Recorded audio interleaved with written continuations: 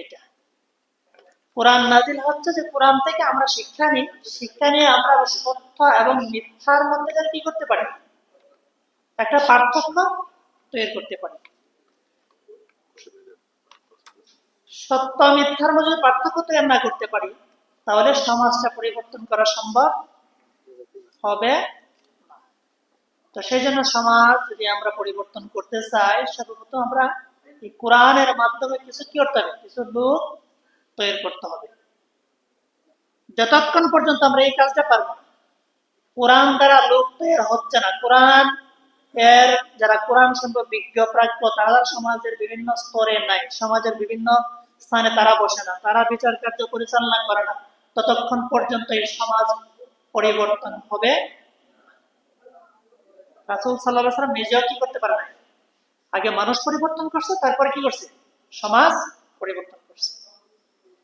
তো প্রত্যেকটা বাড়ির মধ্যে উদারত আহ্বান যে রমজান মাস একেবারেই শেষ দিকে আমরা শুধু কোরআনের আলোচনা শুনলেই হবে না, কোরআনের আলোচনাটা নিজের মধ্যে ধারণ করতে হবে, এটা সমাজের মধ্যে বাস্তবায়ন করতে হবে, সেই অনুযায়ী কিছু লোক তৈরি করতে হবে, তাহলে আমাদের পক্ষে কি এই সমাজ পরিবর্তন করা সম্ভব। তো সম্মানিত উপস্থিতি ভাইয়েরা, আমাদের সামনে এখন পবিত্র কোরআনে পাক থেকে তেলাওয়াত নিয়ে আসছেন আমাদের সালমিয়া অঞ্চলের সম্মানিত সদস্য, অত্র শাখার সম্মানিত সেক্রেটারি সাহেব জনাব আবুল খোরশেদ ভাইকে ওনার মূল্যবান আলোচনা পেশ করার জন্য বিশেষভাবে অনুরোধ করা গেল।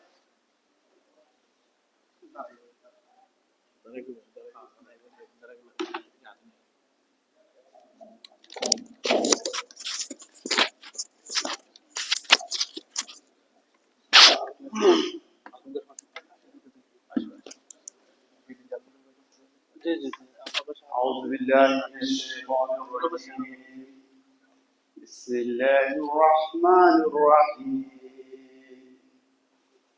شهر رمضان الذي أنزل فيه القرآن هدى للناس وبينات من الهدى والفرقان فمن شهد منكم الشهر فليأتوا.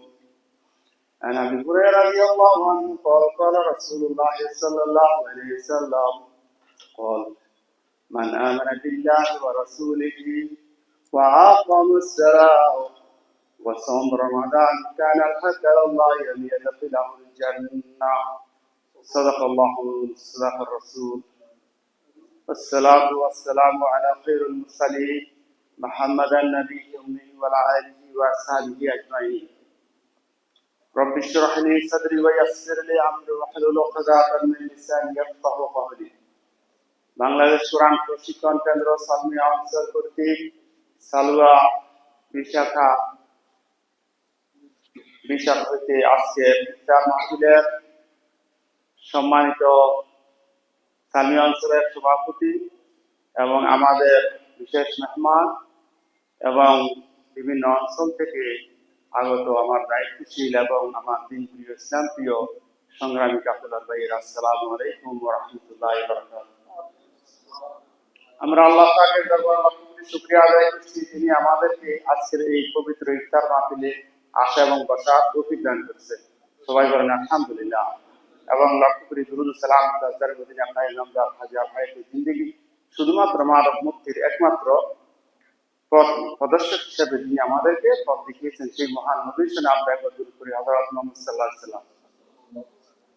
প্রিয় উপস্থিতি, আমরা দীর্ঘ 11 মাস প্রতীক্ষা করে যেমন একটি মাস রমজান পেয়েছি, সেই মাসটিও আজকে আমাদের কাছ থেকে হারিয়ে যাচ্ছে। আমরা সমাপ্তি লগ্নে এসে উপস্থিত হয়েছি।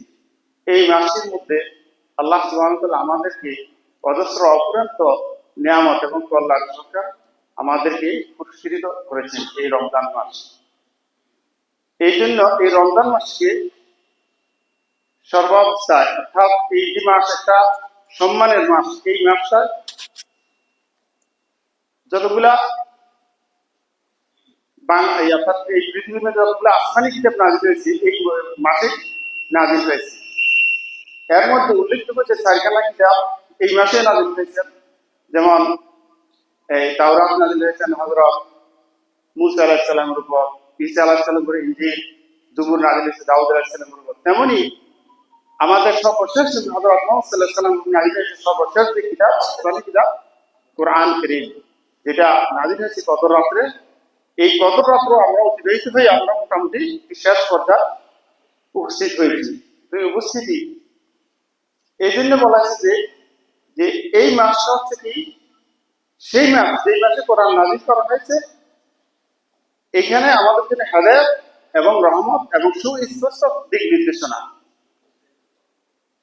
এবং ন্যায় অন্যায়ের পার্থক্য বিধানকারী যারা এই মাসটি পাবে আমরাও যারা আমরা এই একটি মাস অতিবাহিত হলো। আমরা আল্লাহ রাসূলের একটি হাদিস থেকে মানসাম ইমান তাসাবা গুফরা লাহু মা তাকাদ্দাম মিন জামবি, বলছে যে ব্যক্তি ঈমান এবং ইহতিসাব এই রোজাগুলো যথাযথভাবে পালন করবে তার পিছনের সকল গুনাহ আল্লাহ রাব্বুল আলামিন ক্ষমা করে দিবেন।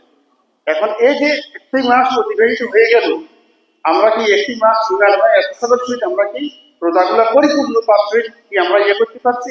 কেননা এই বলছে এই মাসে হচ্ছে অপরান্ত রহমত এবং কল্যাণের মাস। যদি এখান থেকে আমরা রহমত এবং কল্যাণ যদি আহ্বান না করতে পারি তাহলে আমাদের ব্যর্থতা। প্রিয় উপস্থিতি, আমরা নিজেকে প্রশ্ন করলে আমরা বুঝতে পারবো এই রমজানের শেষ লগ্নে আমরা কি নিজেরা এই মাস থেকে আল্লাহ যে অফুরন্ত নিয়ামত আমরা কি গ্রহণ করতে পারছি? আল্লাহ রাসূল করিম সাল্লাল্লাহু আলাইহি ওয়াসাল্লাম আমি প্রথমে একটি হাদিস আপনাদের সামনে উপস্থাপন করেছি। এই হাদিস বলছে যে ব্যক্তি আল্লাহ রাসূলের প্রতি ঈমান আনবে এবং নামাজ প্রতিষ্ঠা করবে এবং রমজান মাসে রোজা রাখবে, বলছে তা আল্লাহর দায়িত্ব হয়ে যাবে। বলছে কানা হাক আলাল্লাহি আন ইয়াদখুলাহুল জান্নাহ, আল্লাহর দায়িত্ব হচ্ছে যে ওই ব্যক্তিকে জান্নাতে প্রবেশ করানো। এখন প্রশ্ন হচ্ছে যে আমরা এই যে রমজান মাস আমাদের জন্য যেমন প্রতিদিন একটি রোজা একটি ফরজ, কিন্তু আমাদের এর মধ্যে আরো 5 ওয়াক্ত নামাজ ফরজ করা হয়েছে। আমাদের ভাইদের মধ্যে অনেক মানুষ আছে যে আমরা কি করি শুধু রোজাটাই পালন করি, কিন্তু 5 ওয়াক্ত যে ফরজ আমাদের উপর এই বিধানগুলোর প্রতি খেয়াল করি না। অথচ আল্লাহ রাসূল সাল্লাল্লাহু আলাইহি ওয়াসাল্লাম বলেন যে ব্যক্তি নামাজ প্রতিষ্ঠা করবে এবং রমজানের রোজা রাখবে আল্লাহর দায়িত্ব নিয়েছে তাকে কি করা জান্নাতে প্রবেশ করাবে। তাহলে আমরা যদি ওই দায়িত্বের মধ্যে পড়তে চাই তাহলে আমাদেরকে প্রত্যেকটা যে ফরজ কাজগুলোর মধ্যে আমাদেরকে খেয়াল রাখতে হবে। এই রোজার অনেক তাৎপর্য আছে। এই রোজার তাৎপর্য দেখেন, এই রোজার মাস এমন একটি মাস বলছে যে ব্যক্তি প্রথম থেকে শেষ পর্যন্ত যদি সেই বেলা রোজা রাখে ওই ব্যক্তি দুনিয়ার মধ্যে অর্থাৎ মায়ের পেট থেকে যখন সেই জন্মগ্রহণ করে যেরকম মাসুম সেরকম মাসুম হয়ে যাবে। আমরা ওইভাবে আমরা হয়তো আমরা আশা করি আমরা ওইভাবে রোজা রেখেছি এবং ওইভাবে রোজাগুলা যথাযথভাবে হক আদায় করছি। ইনশাআল্লাহ অবশ্যই আল্লাহ রাব্বুল আলামিন আমাদেরকে এই এর দান রাখায় দান করবে। প্রিয় উপস্থিতি, বলছে যারা এই রমজান মাসে রোজাগুলা যথাযথভাবে পালন করবে আল্লাহ রাব্বুল আলামিন তাদেরকে কি করবেন জান্নাতের একটি স্পেশাল দরজা দিয়ে বলছে ইন্না ফিল জান্নাতিল বাবা ইয়াকুলু লাহু রাইহান, ইয়াকুলু বাবা রাইহান। অর্থাৎ এটা এই হাদিসে এটাই বলেছে যে এই রমজান মাস যারা যথাযথভাবে রোজা পালন করবে তার জন্য স্পেশাল ভিভিআইপি একটি দরজা থাকবে, ওই দরজা দ্বারা সে কি প্রবেশ করবে। প্রিয় উপস্থিতি, যেহেতু আমার সময় না আমি আরেকটু সর্বশেষ একটা হাদিস বলে শেষ করবো। এখন যদি আমরা ওই যথাযথভাবে ঈমান এবং ইহতিসাব যদি আমরা রোজাগুলো পালন করি তাহলে আল্লাহ নিয়ামতের জন্য আল্লাহ বলছে একটা হাদিস কুদসি আমি শেষ করে দেব। হাদিস কুদসি হচ্ছে কি বলছে ক্বাল আল্লাহু আযজা ওয়া জাল কুল্লু আমালি ইবনে আদম লাহু ইল্লা সিয়াম ফাইনাহু লি ওয়া আনা আযি, বলছে এই পৃথিবীর মধ্যে বনি আদমের সকল আমল শুধুমাত্র বনি আদম নিজের জন্য, বলছে লাহু ইল্লা সিয়াম শুধুমাত্র রোজা ছাড়া। সুতরাং এই রোজা প্রতিদান আল্লাহ নিজ হাতে তার বান্দাদের দিবেন। তো আমরা অবশ্যই আল্লাহ পক্ষ থেকে আল্লাহ হাত থেকে যেন আমরা এই সবাই প্রতিষ্ঠিত হতে পারি এই এই খবরটা আমি কথাই বলবো। এই রোজা থেকে আমরা যে ধরনের সিয়াম সাধনার যে শিক্ষা গ্রহণ করছি এই শিক্ষা নিয়ে বাকি 11টি মাস জন্য আমরা যথাযথভাবে নিজেকে আলোকিত করতে পারি, নিজেকে এই সব সিয়াম সাধনার মাধ্যমে নিজের তাকওয়া অর্জন করতে পারি। সেই তৌফিক যেন আল্লাহ আমাদের সবাইকে দান করে। এই বলে আমি আমার বক্তব্য শেষ